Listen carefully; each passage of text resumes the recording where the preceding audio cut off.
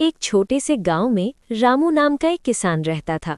वो बहुत मेहनती था, लेकिन फिर भी उसकी फसल हर साल अच्छी नहीं होती थी। कभी बारिश ज्यादा हो जाती तो कभी बिल्कुल नहीं होती। इस वजह से रामू हमेशा परेशान रहता। रामू के साथ उसकी बूढ़ी दादी भी रहती थीं। दादी बहुत समझदार थीं और जीवन का काफी अनुभव रखती थी। वे अक्सर रामू को समझाती, बेटा, सिर्फ मेहनत ही नहीं, सही तरीका भी जरूरी होता है।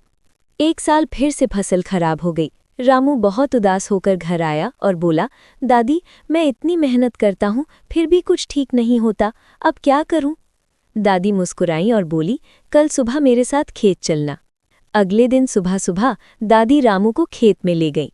उन्होंने मिट्टी को हाथ में लिया और बोली, देखो, मिट्टी बहुत सूखी है, तुम हर साल वही फसल उगाते हो, इससे जमीन भी थक जाती है।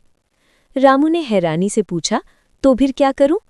दादी ने समझाया, फसल बदल बदल कर उगाओ और समय पर पानी का इंतजाम करो। साथ ही थोड़ी सब्जियां भी उगाओ, ताकि अगर एक फसल खराब हो जाए तो दूसरी से गुजारा हो सके। रामू ने दादी की बात मानी। उसने इस बार अलग अलग फसलें लगाईं और पानी बचाने के नए तरीके अपनाए। उसने खेत के पास एक छोटा सा तालाब भी बनवाया।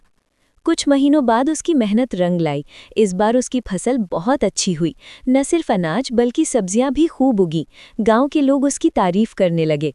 रामू खुश होकर दादी के पास गया और बोला, दादी, आपकी सलाह ने मेरी जिंदगी बदल दी। दादी ने प्यार से कहा, बेटा, मेहनत के साथ समझदारी भी हो तो सफलता जरूर मिलती है। रामू की मेहनत और दादी की समझदारी से इस बार फसल बहुत अच्छी हुई। अब उसके घर में खुशहाली आ गई थी। लेकिन दादी जानती थीं कि जिंदगी में हमेशा एक जैसा समय नहीं रहता। एक दिन गांव में खबर फैली कि पास के इलाके में टिड्डियों, फसल खाने वाले कीड़े, का हमला हो रहा है। ये सुनकर रामू घबरा गया। वो दौड़कर दादी के पास गया और बोला, दादी, अगर टिड्डियां हमारे खेत में आ गईं तो सब कुछ बर्बाद हो जाएगा।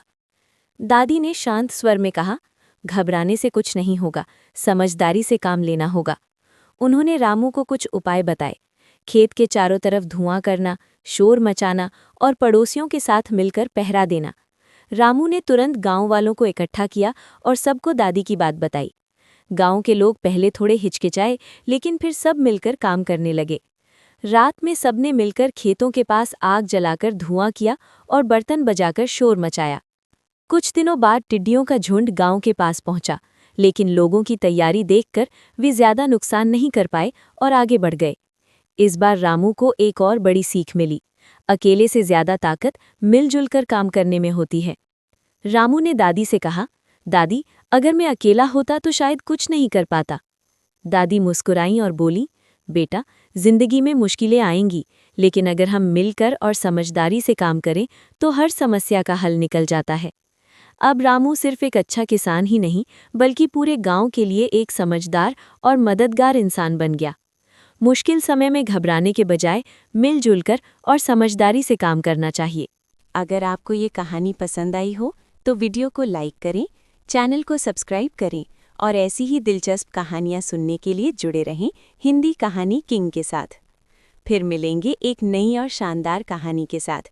धन्यवाद।